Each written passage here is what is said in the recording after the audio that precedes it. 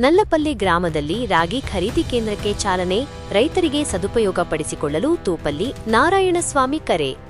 ಶ್ರೀನಿವಾಸಪುರ ತಾಲ್ಲೂಕಿನ ನಲ್ಲಪಲ್ಲಿ ಗ್ರಾಮದಲ್ಲಿ ಇತ್ತೀಚೆಗೆ ಸರ್ಕಾರಿ ರಾಗಿ ಖರೀದಿ ಕೇಂದ್ರದ ಉದ್ಘಾಟನಾ ಕಾರ್ಯಕ್ರಮ ಅದ್ದೂರಿಯಾಗಿ ನಡೆಯಿತು. ಕಾರ್ಯಕ್ರಮವನ್ನು ಉದ್ಘಾಟಿಸಿ ಮಾತನಾಡಿದ ತೂಪಲ್ಲಿ ಆರ್. ನಾರಾಯಣಸ್ವಾಮಿ ಅವರು ರೈತರಿಗೆ ಸರ್ಕಾರದ ಯೋಜನೆಗಳ ಮಹತ್ವವನ್ನು ವಿವರಿಸಿದರು. ಸರ್ಕಾರದ ಮಹತ್ವಾಕಾಂಕ್ಷಿ ಯೋಜನೆ ರಾಜ್ಯ ಮತ್ತು ಕೇಂದ್ರ ಸರ್ಕಾರಗಳು ರೈತರ ಹಿತದೃಷ್ಟಿಯಿಂದ 16 ಯೋಜನೆಗಳನ್ನು ಜಾರಿಗೆ ತರುತ್ತಿವೆ. ಅದರಲ್ಲಿ ನೇರ ರಾಗಿ ಖರೀದಿ ಪ್ರಕ್ರಿಯೆಯು ಅತ್ಯಂತ ಪ್ರಮುಖವಾದುದಾಗಿದೆ. ನೇರ ಲಾಭ: ಸರ್ಕಾರವು ನೇರವಾಗಿ ರೈತರಿಂದ ರಾಗಿ ಖರೀದಿಸುವುದರಿಂದ ಮಧ್ಯವರ್ತಿಗಳ ಹಾವಳಿ ತಪ್ಪುತ್ತದೆ ಮತ್ತು ರೈತರಿಗೆ ನೇರವಾಗಿ ಬೆಂಬಲ ಬೆಲೆ ಸಿಗುವಂತಾಗುತ್ತದೆ. ನಲ್ಲಪಲ್ಲಿ ಹಾಗೂ ಸುತ್ತಮುತ್ತಲಿನ ಹಳ್ಳಿಗಳ ರೈತ ಬಾಂಧವರು ಈ ಸೌಲಭ್ಯವನ್ನು ಸದುಪಯೋಗಪಡಿಸಿಕೊಂಡು ತಮ್ಮ ಬೆಳೆಗೆ ನ್ಯಾಯಯುತ ಬೆಲೆ ಪಡೆದುಕೊಳ್ಳಬೇಕು ಎಂದು ಅವರು ಮನವಿ ಮಾಡಿದರು. ಇದು ಸರ್ಕಾರದ ಒಂದು ಮಹತ್ವಾಕಾಂಕ್ಷೆ ರೈತರಿಗಾಗಿ ಸರ್ಕಾರ ಹಲವಾರು ಕಾರ್ಯಕ್ರಮಗಳನ್ನು ಮಾಡ್ತಾರೆ. ಕೇಂದ್ರ ಸರ್ಕಾರ ಇರ್ಬೋದು, ರಾಜ್ಯ ಸರ್ಕಾರ ಇರ್ಬೋದು, ರೈತರಿಗೆ ಅನುಕೂಲ ಆಗುವಂತ ಹಲವಾರು ಕಾರ್ಯಕ್ರಮಗಳಲ್ಲಿ ಒಂದಾದಂತಹ ಇದು ಒಂದು ಕಾರ್ಯಕ್ರಮ. ಈಗ ರೈತರು ಈ ರಾಜ್ಯದಲ್ಲಿ ಅಥವಾ ದೇಶದಲ್ಲಿರ್ಬೋದು ತುಂಬಾ ಸಂಕಷ್ಟದಲ್ಲಿದ್ದಾರೆ.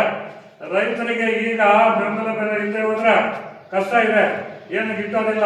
ಏನು ವ್ಯವಸಾಯ ನೀವೆಲ್ಲ ನೋಡ್ಬೇಕು. ರೈತರು ಇನ್ನು ಸ್ವಲ್ಪ ದಿವಸ ಹೋದ್ರೆ ಯಾರು ವ್ಯವಸಾಯ ಮಾಡೋರು ಯಾರು ಸಿಕ್ಕೋದಿಲ್ಲ. ಎಲ್ಲರೂ IT ಬೀಜಿಗಳು ಅದು ಇದು ಅಂತ ಹೋಗ್ತಾ ಇದ್ದಾರೆ.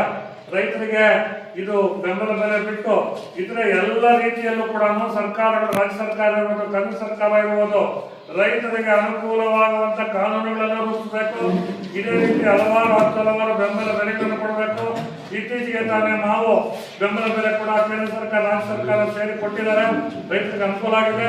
ಇದು ರಾಗಿ ಬೆಂಬಲ ಬೆಲೆ ಇರ್ಬೋದು, ಮುಂದೆ ಯಾವುದೇ ರೀತಿ ಸರ್ಕಾರಗಳಿರ್ಬೋದು, ವ್ಯವಸಾಯಕ್ಕೆ ಬೇಕಾದಂತ ಯಂತ್ರೋಪಕರಣಗಳಿರ್ಬೋದು, ಎಲ್ಲಕ್ಕೂ ಕೂಡ ಕೇಂದ್ರ ಸರ್ಕಾರ, ರಾಜ್ಯ ಸರ್ಕಾರಗಳು ಈ ರೀತಿ ಮಾರ್ಜಿನ್ ಇದು ಸಬ್ಸಿಡಿ ಕೊಟ್ಟು ಬೆಂಬಲ ಬೆಲೆ ಕೊಟ್ಟು ಅವನ್ನ ವ್ಯವಸಾಯ ಉಳಿಸಿದ್ರೆ ಮಾತ್ರ ಊಟ ಸಿಗ್ತದೆ.